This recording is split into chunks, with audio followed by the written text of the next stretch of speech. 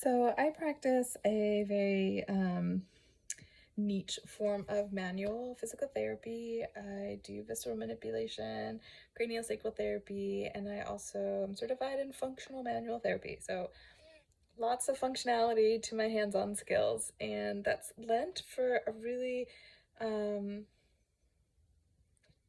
unique and I think a valuable perspective um, for my patients as they make sense of their symptoms and how to not feel like their symptoms are running their lives. And so because of the ideology behind these techniques and these approaches is that the body has if the body can heal itself and it's not able to do that, it doesn't mean it's forgotten how to do that. It doesn't mean it doesn't know how. It just means that there are barriers to that process and that flow that's required for that to happen. And um, so my goal is always just to remove the barriers that are currently present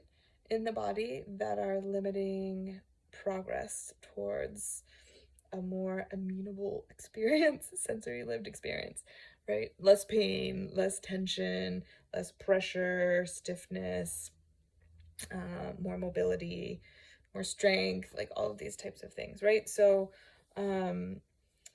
the question is inevitably, is it gonna stay? Is it gonna stick? Because usually, like when we work with the body, changes can be made really quickly. And so people get off the table and they're like, I feel so different. Um, I didn't know it could feel like this, or no one ever told me about these connections. And the is it gonna stay question um, is an invitation into a better understanding of how the body works functionally. So, if we're removing barriers for the body to create flow and homeostasis and restore that, it's not going to stay if that person goes back out and basically just keeps doing the same thing that caused it to hurt in the first place, right? I don't think this is an unfamiliar principle. But when we're talking about digestive function or about liver motility and health of the liver, when we're talking about changes in the brain, like places where there's not autonomic or not volitional control over like the mobility of those areas, um, it's uh, that's a little bit of where people are like, well, I can't control it, so how do I keep it? And um, this is what I realized this week. This is natural intelligence, not unlike how artificial intelligence is developing and growing in its awareness based on the experiences and expressions of other people. Our body accumulates information over decades that's been stored in our genetics. Crazy. And not just from before our life, but also in our life. It's receiving information about the world based on the environments that we get placed in, and then the environments that we choose, and the thoughts that we think, and the food that we eat. And all of these influence how the autonomic nervous system, particularly, influences the body to hold on to inflammation in a certain place, um, or allow it to move through, how it trains the T cells, um, how the vagus nerve works with the sympathetic system to um, turn on a different sort of program, one that's oriented towards healing and not towards survival, right? So, doing this type of work is removing the barriers that the body would otherwise have towards homeostasis. So, is it going to stick?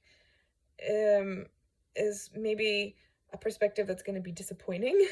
um, if you're not learning about how to support your body as a whole and not learning from that experience, what was it that caused it to be this way in the first place? And sometimes it takes more than one treatment to figure that out as we give time to allow the symptoms to express themselves.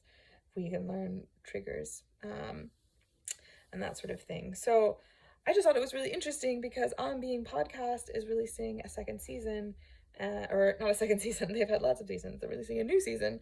And the themes that they mentioned were about natural intelligence, learning about the body and how it, how it's working and operating, and artificial intelligence. And I was just like, this is something that I had already been thinking about and using as an analogy to help my patients understand where I'm coming from when I'm answering those questions, and understand just a different perspective on how to interact with our bodies. They're not machines.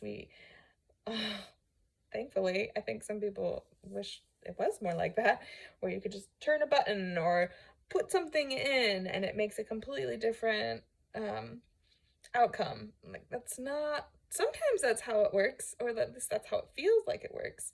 But usually when we want it to sustain over time, it's not just one thing that's going to change it. It's going to be one thing that's going to help, and then you learning more about how your particular body operates and functions and what intelligence you're giving it to do what it does for you.